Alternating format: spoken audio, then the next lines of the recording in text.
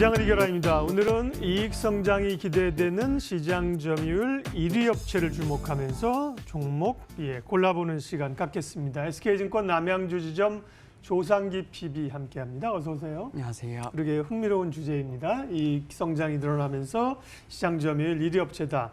두 곳, 그런 업종별로 보면 많이 있겠지만요. 두 곳을 선정해 오셨습니다. 첫 번째 기업은요? 첫 번째 기업은 메가스터디 교육이라는 회사입니다. 잘 아시다시피 메가스터디 같은 경우에는 메가스터디가 상장돼 있고 메가스터디 교육이 또 따로 상장돼 있는데요. 그 중고등 오프라인 사업 부분이 인적 분할되면서 이 교육 용역 사업을 목적으로 설립한 회사가 메가스터디 교육입니다. 이 초, 중, 고교생 그리고 일반 성인까지 대상으로 하는 이 교육 콘텐츠를 제공하는 이 종합 교육 기업 업체로서 앞서 소개해드린 듯이 시장 점유율 1위 업체가 될 수 있습니다. 최초로 온라인 동영상 강의를 판매를 시작을 했었고, 그리고 학원 강의 또한 유명한 인기 강사를 끌어들이면서 이 용역을 제공하고 또한 이 도서를 재화로서 제공을 하면서 비즈니스 모델을 가져가고 있는데요. 잘 아시다시피 메가스터디는 이 대학 입시 시장에서는 온라인 서비스 교육 시장 점유율 1위 업체이고요. 전국 어디서나 시간, 장소와 상관없이 이 양질의 교육 콘텐츠를 제공한다는 장점이 있습니다. 투자 포인트 면에서 봤을 때는 첫 번째로는 아무래도 이익 성장 측면입니다. 4분기 매출액이 918억 정도로 예상이 되고 있는데요. 작년 동기 대비해서 23.3% 성장한 수치이고요. 영업이익이 좀 주목해 볼 만한데요. 31억 원입니다. 동기 대비, 작년 대비해서 198.5% 정도 증가한 수치를 예상을 하고 있습니다. 약 2배 정도 성장한 수치를 나타내고 있는데요. 그 부분이 의미가 있다는 부분은 동사 같은 경우에는 4분기가 계절적 비수기입니다. 이유는 앞서 말씀드렸듯이 이 고등학생을 대상으로 하는 온라인 동영상 강의가 매출에서 가장 많은 부분을 차지하고 있는데 아무래도 수능이 11월이다 보니까 4분기는 계절적 비성수기로 포함될 수밖에 없는데요. 그의 측면에 비례하지 않게 올해 4분기에는 31억 원으로 작년 동기 대비해서 많은 성장을 이익을 가져온 수치입니다. 고등부분의 이익 성장이 높아지면서 18년도에 영업이익이 흑자 전환된 수치 10억 원이었는데 불구하고 올해는 31억 원으로 예상되고 있기 때문에 그만큼 고등부의 온라인 동영상 강의가 어느 정도 수치가 좀 올라왔다는 부분을 투자 포인트 첫 번째로 말씀드릴 수 있을 것 같고요. 두 번째로는 이 고등부 쪽에서도 온라인, 오프라인 부분의 성장이 향후에도 또 지속될 거라고 예상을 하고 있습니다. 최근 동사의 2년간의 주가 추이를 한번 살펴보면요. 연말부터 상반기에는 한 번씩 상승을 했다가 하반기에는 조정이나 횡보하는 모습을 볼 수 있습니다.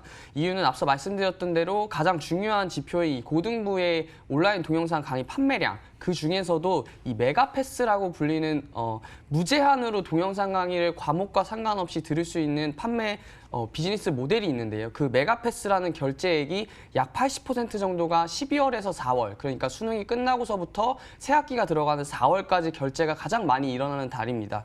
따라서 상반기에 이 메가패스 결제액이 추이가 얼마나 됐냐에 따라서 대략적인 연간 실적을, 메가패스 교육의 연간 실적을 추정할 수 있게 되고, 그에 따라서 이 연간 성장률이 얼만큼 되냐에 따라서 동사의 실적을 추정하고 동사의 주가 추이를 한번 그려볼 수 있게 되는데요. 앞서 말씀드렸듯이 이 고등부 온라인, 오프라인 메가패스의 실적이 올라왔기 때문에 내년도에 이익 성장도 어느 정도 예측을 쉽게 해볼 수 있지 않나라는 의견을 드리고요.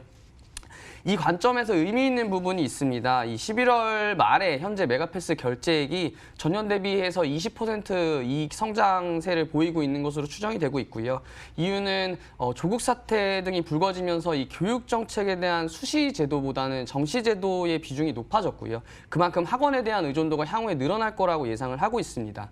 이에 따라서 이 고등부 매출액이 향후에도 또 내년에도 내후년에도 지속적으로 증가할 수 있을 거라는 예상을 할 수 있고, 고등부 매출액만 전년 대비 한 10% 정도 성장한 올해 한 3,300억 정도를 예상을 추정하고 있기 때문에 그만큼 조국 사태 이후에 정시 제도에 대한 비중이 늘어나고 동사의 수혜가 어느 정도 예상이 된다라는 의견을 드릴 수 있을 것 같고, 정부 통계치 발표를 보면 20학년도에 정시 비중이 22.7%로 역대 최저치입니다. 하지만 이 11월 28일에 교육부가 발표한 내용을 지켜보면 정시 비중이 40% 정도로 확대될 것으로 예상을 하고 있습니다. 그만큼 수능 사교육 시장에 대한 확대될 수 있는 어느 정도 여지가 있고, 그에 따라서 동사가 수혜를 볼 것이다 라는 의견을 결론적으로 드리고요.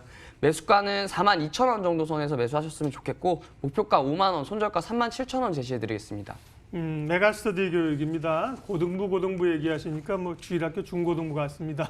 어쨌든 뭐 중등보다는 고등이 이제 대입을 앞두기 때문에 그쪽이 영향이 크겠죠.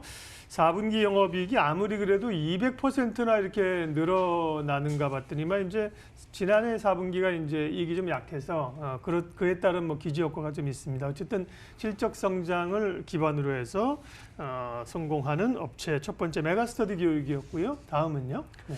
두 번째 기업은 고려신용정보라는 회사입니다. 네. 이름에서도 아실 수 있다시피 채권 추심업을 주요 매출 사업으로 가져가고 있는데요. 1991년에 민간업체 내 최초로 신용조사업 허가를 취득을 했고요. 1998년부터 채권 추심 업무를 허가를 받으면서 관련 업무를 시작했습니다. 2002년에 코스닥에 상장을 했고요. 매출의 89% 정도가 채권 추심업으로 주요 사업이 채권 추심입니다.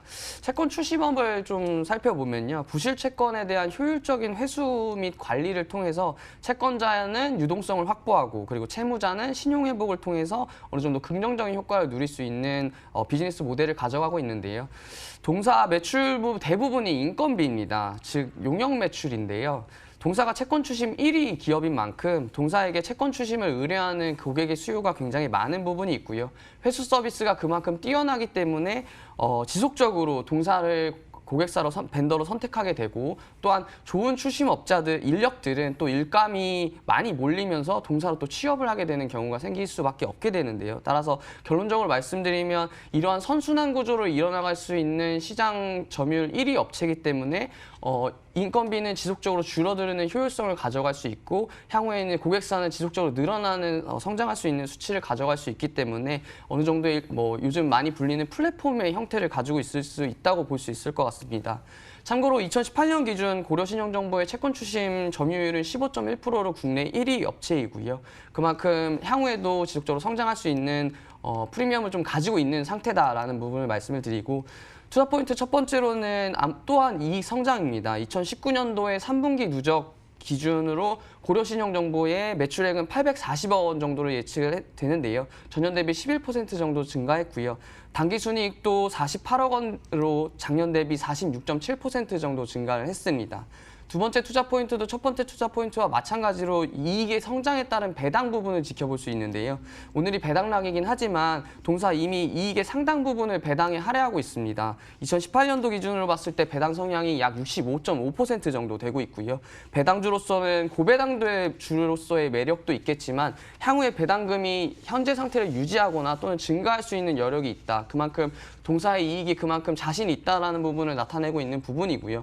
주당 배당금도 꾸준히 50원, 100원씩 늘려왔고요. 향후 이익 증가에 따라서 주당 배당금도 앞서 말씀드렸듯이 지속적으로 늘어날 수 있는 가능성이 충분해 보입니다. 오늘은 배당락이지만 주가 차트를 한번 보시면 알 수 있으실 텐데요. 이 증가에 따라서 주가 우상향하는 모습을 지속적으로 보이고 있고요. 이러한 흐름이 장기적으로 유지될 수 있는 가능성이 높다라는 의견을 드리겠습니다. 마지막 투자 포인트로는 인터넷은행의 등장입니다. 인터넷은행의 등장은 채권 추심 시장의 확대를 가져올 수 있는 여지가 있는데요. 네. 현재 P2P 대출업체인 8% 같은 경우에도 주로 신용대출 또는 부동산 대출을 통해서 금융상품을 만들고 이에 따라서 이것을 고객한테 판매하는 형태의 비즈니스 모델을 가지고 있는데 아무래도 이러한 채권 시장의 확대가 늘어나면서 동사의 채권 추심 업무도 늘어날 수 있는 고객사의 여지가 있고 따라서 동사 주요 고객사가 무역보험강사 같은 공공기관이고 은행 카드사와 같은 우량한 고객사들입니다. 따라서 이러한 우량한 고객사들을 안정적으로 유지하면서 향후에는 인터넷은행이 생기면서 그에 따른 고객사들도 추가적으로 확보할 수 있는 형태가 될 수 있겠고요. 그만큼 이 채권 추심에 대한 고객사들의 수요는 안정적으로 증가할 수 있다는 의견을 드리겠습니다. 매수가는 5,000원, 목표가 4,000원, 손절가 6,000원 제시해드리겠습니다. 그렇게 사실은 막 고려신용정보 같은 경우 막 관심이 있고 뜨거운 정보는 아닙니다. 그런데 꾸준히 이익을 내고 있네요. 시장 점유율 1위 업체 가운데 이익 성장 모멘텀이 있는 두 기업 메가스터디 교육, 고려신용정보 봤습니다. SK증권 남양주지점 조상기 PB 함께했습니다. 수고하셨습니다. 예, 출발 마케돈 오늘 순서는 여기까지 하겠습니다. 오늘도 남은 시간 성공 투자하십시오. 함께해 주셔서 고맙습니다.